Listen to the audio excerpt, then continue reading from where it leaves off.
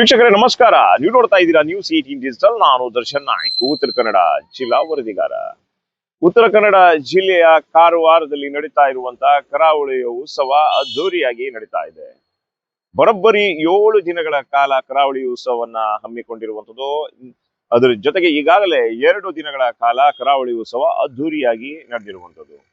ಹಾಗಾದ್ರೆ 2ನೇ ದಿನದ ಕಾರ್ಯಕ್ರಮ ಹೇಗಿತ್ತು, ಅದ್ರ ಜೊತೆಗೆ ರಸಮಂಜರಿಯ ಕಾರ್ಯಕ್ರಮ ಎಷ್ಟೆಲ್ಲ ಜನ ಸವಿದ್ರು, ಹಾಗೆ ರವೀಂದ್ರನಾಥ ಕಡಲ ತೀರದಲ್ಲಿ ಯಾವೆಲ್ಲ ಕಾರ್ಯಕ್ರಮಗಳು ಆಯೋಜನೆ ಮಾಡಲಾಗ್ತಾ ಇದೆ ಎನ್ನುವಂತ ಬಗ್ಗೆ ಹೇಳೋದಾದ್ರೆ, ನೆನೆ ನಡೆದಿರತಕ್ಕಂಥ ಅಂದ್ರೆ ಡಿಸೆಂಬರ್ 23ರಂದು ನಡೆದಿರತಕ್ಕಂತ ರಸಮಂಜರಿ ಕಾರ್ಯಕ್ರಮದಲ್ಲಿ ಹೆಸರಾಂತ ಕನ್ನಡದ ಮ್ಯೂಸಿಕ್ ಡೈರೆಕ್ಟರ್ ಗುರು ಕಿರಣ್ ಅವರು ಅತ್ಯುದ್ಭುತವಾಗಿ ಕಾರ್ಯಕ್ರಮವನ್ನ ನೆರವೇರಿಸಿಕೊಟ್ರು.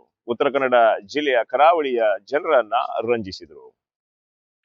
ಗಡಿನಾಡು ಕಾರವಾರದಲ್ಲಿ ಕನ್ನಡದ ಕಲರವವನ್ನ ಹಬ್ಬಿಸಿದ್ರು.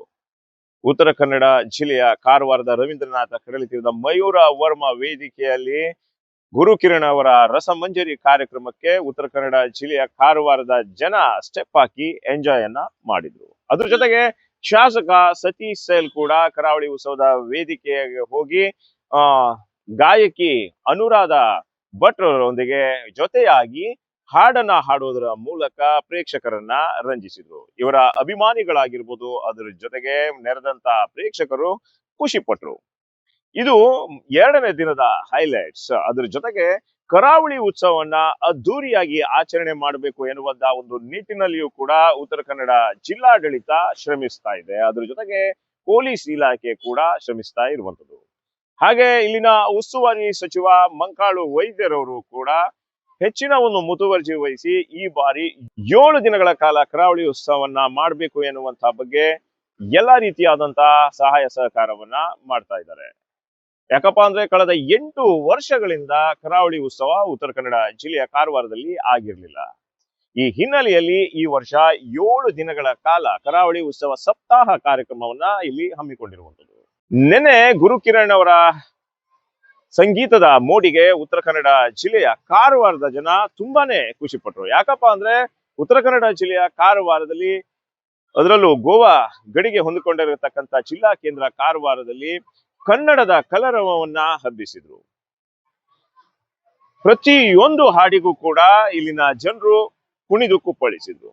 ಆರಂಭದಲ್ಲಿ ಜೋಗಿ ಹಾಡಿನ ಮೂಲಕ ಕಾರ್ಯಕ್ರಮವನ್ನ ಶುರು ಮಾಡಿದ ಗಾಯಕ ಸಂಗೀತ ನಿರ್ದೇಶಕ ಗುರು ಕಿರಣ್ ಇಲ್ಲಿನ ಜನರನ್ನ ರಂಜಿಸಿದ್ರು. ಚುಮು ಚಳಿಯಲ್ಲೂ ಕೂಡ ಇಲ್ಲಿನ ಜನರು ತಮ್ಮ ಕುರ್ಚಿಯನ್ನು ಬಿಟ್ಟು ಬಿಡದೆ ಕುಳಿತು ಕಾರ್ಯಕ್ರಮವನ್ನ ವೀಕ್ಷಿಸಿದ್ರು. ಬರೋಬ್ಬರಿ 2 ತಾಸುಗಳ ಕಾಲ ವೇದಿಕೆಯಲ್ಲಿ ಗುರು ಕಿರಣ್ ತಂಡ ಕಾರವಾರದ ಜನರನ್ನ ರಂಜಿಸಿತು. ಇದ್ರ ಜೊತೆಗೆ ಇವರ ಜೊತೆಗೆ ಬಂದಂತ ಅನುರಾಧ ಭಟ್ ಆಗಿರ್ಬೋದು, ಅದ್ರ ಜೊತೆಗೆ ಇನ್ನಷ್ಟು ಗಾಯಕರು ಕಾರವಾರದ ಜನರನ್ನ ಹಿಡಿದಿಟ್ಟುಕೊಳ್ಳುವಂತ ಪ್ರಯತ್ನವನ್ನ ಪಟ್ರು. ಇನ್ನು 2.5 ತಾಸುಗಳ ಕಾಲ ನಿರಂತರವಾಗಿ ಗಾಯಕ ಸಂಗೀತ ನಿರ್ದೇಶಕ ಗುರು ಕಿರಣ್ ಅವರು ಕಾರವಾರದ ಜನರನ್ನ ರಂಜಿಸಿದ್ರು. ಕರಾವಳಿ ಉತ್ಸವದ ವೇದಿಕೆಯಲ್ಲಿ ತಮ್ಮದೇ ಆದಂತ ಒಂದು ಶೈಲಿಯಲ್ಲಿ ನೃತ್ಯವನ್ನ ಮಾಡೋದರ ಮೂಲಕ ಆಗಿರ್ಬೋದು, ಅದೇ ರೀತಿ ಗುರು ಕಿರಣ್ ಅವರ ತಂಡ ನೃತ್ಯವನ್ನ ಮಾಡೋದರ ಮೂಲಕ ಎಲ್ಲೂ ಕೂಡ ಬೋರ್ ಹೊಡಿಸದೆ ನಿರಂತರವಾಗಿ ಕಾರ್ಯಕ್ರಮವನ್ನ ನೀಡೋದರ ಮೂಲಕ ಕಾರವಾರದ ಜನರನ್ನ ರಂಜಿಸುವಲ್ಲಿ ಯಶಸ್ಸನ್ನ ಕಂಡ್ರು. ಅಂದಾಜು 15ರಿಂದ 17 ಸಾವಿರ ಪ್ರೇಕ್ಷಕರು ಈ ಕಾರ್ಯಕ್ರಮವನ್ನ ವೀಕ್ಷಿಸಿ ಮನರಂಜನೆಯ ರಸದೌತಣವನ್ನ ಸವಿದ್ರು. ಹೀಗೆ ಕರಾವಳಿ ಉತ್ಸವದಲ್ಲಿ ದಿನಕ್ಕೂ ಕೂಡ ಮನರಂಜನೆ ಜಾಸ್ತಿ ಆಗ್ತಾ ಇದೆ. ಉತ್ತರ ಕನ್ನಡ ಜಿಲ್ಲೆಯ ಕರಾವಳಿಯಲ್ಲಿ ಕರಾವಳಿ ಉತ್ಸವಕ್ಕೆ ಬರುವವರ ಸಂಖ್ಯೆ ಕೂಡ ಹೆಚ್ಚಾಗ್ತಾ ಇದೆ. ಅದ್ರ ಜೊತೆಗೆ ಇಲ್ಲಿನ ಈವೆಂಟ್ ಮ್ಯಾನೇಜ್ಮೆಂಟ್ ನವರು ಕೂಡ ಅಚ್ಚುಕಟ್ಟಾದಂತಹ ಒಂದು ವ್ಯವಸ್ಥೆಯನ್ನ ಮಾಡಿಕೊಂಡಿರುವಂತದ್ದು. ಬರುವವರಿಗೆ ಹೋಗುವವರಿಗೆ ಎಲ್ಲಾ ರೀತಿಯಾದಂತಹ ಒಂದು ವ್ಯವಸ್ಥೆ ಪೊಲೀಸ್ ಇಲಾಖೆ ಮಾಡಿಕೊಳ್ತಾ ಇದೆ. ಇಲ್ಲಿ ಯಾವುದೇ ರೀತಿಯಾದಂತಹ ಒಂದು ಅಹಿತಕರ ಘಟನೆ ನಡೀಬಾರದು ಎನ್ನುವಂತಹ ಒಂದು ನಿಟ್ಟಿನಲ್ಲಿಯೂ ಕೂಡ ಉತ್ತರ ಕನ್ನಡ ಜಿಲ್ಲಾ ಪೊಲೀಸ್ ವರಿಷ್ಠಾಧಿಕಾರಿ ದೀಪನ್ ಅವರು ಹೆಚ್ಚಿನ ಒಂದು ಕಾಳಜಿ ವಹಿಸಿ ಹೆಚ್ಚಿನ ಪೊಲೀಸ್ ಸಿಬ್ಬಂದಿ ಅವರನ್ನ ಕರ್ತವ್ಯಕ್ಕೆ ನಿಯೋಜನೆಯನ್ನ ಮಾಡಿಕೊಂಡಿದ್ದಾರೆ. ಉತ್ತರ ಕನ್ನಡ ಜಿಲ್ಲಾಡಳಿತ ಕೂಡ ಎಲ್ಲಾ ರೀತಿಯಾದಂತಹ ಮುಂದಿನ 5 ದಿನಗಳ ಕಾಲ ಕರಾವಳಿ ಉತ್ಸವವನ್ನ ನಡೆಸುವಂತ ಒಂದು ನಿಟ್ಟಿನಲ್ಲಿ ಸಕಲ ಸಿದ್ಧತೆಯನ್ನ ಮಾಡಿಕೊಂಡಿದೆ. ಇನ್ನು ಮುಂದಿನ 5 ದಿನಗಳ ಕಾಲ ಉತ್ತರ ಕನ್ನಡ ಜಿಲ್ಲೆಯ ಕರಾವಳಿಯಲ್ಲಿ ಕರಾವಳಿ ಉತ್ಸವದ ಮನರಂಜನೆ, ರಸಮಂಜರಿ ಕಾರ್ಯಕ್ರಮ, ಮನರಂಜನೆಯ ರಸದೌತಣ ಇಲ್ಲಿ ಸಿಗಲಿದೆ.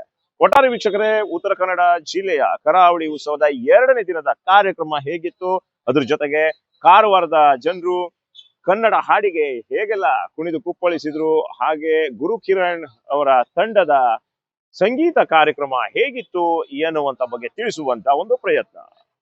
ಇನ್ನಷ್ಟು ಮಾಹಿತಿಯೊಂದಿಗೆ ಮತ್ತೆ ನಾವು ನಿಮ್ಗೆ ಸಿಗ್ತಾ ಇರ್ತೀವಿ. ಅಲ್ಲಿ ತನಕ ನೋಡ್ತಾ ಇರಿ ನ್ಯೂಸ್ 18. ನಿರ್ಭೀತ, ನಿಷ್ಪಕ್ಷಪಾತ, ವಿಶ್ವಾಸಾರ್ಹ ಸುದ್ದಿಗಳಿಗೆ ಮತ್ತೊಂದು ಹೆಸರಾಗಿರೋ ನ್ಯೂಸ್ 18 ಕನ್ನಡ ಈಗ ಆಪ್ನಲ್ಲೂ ಲಭ್ಯ ಇದೆ. ದಯವಿಟ್ಟು ಇಲ್ಲಿರೋ QR ಕೋಡ್ ಅನ್ನ ಸ್ಕ್ಯಾನ್ ಮಾಡಿಕೊಂಡು ಆಪ್ ಡೌನ್ಲೋಡ್ ಮಾಡೋದಕ್ಕೆ ಮರಿಬೇಡಿ. ನಿಮ್ಮ ಬೆಂಬಲ ಹೀಗೆ ಸದಾ ನಮ್ಮೊಂದಿಗಿರಲಿ. ಧನ್ಯವಾದ.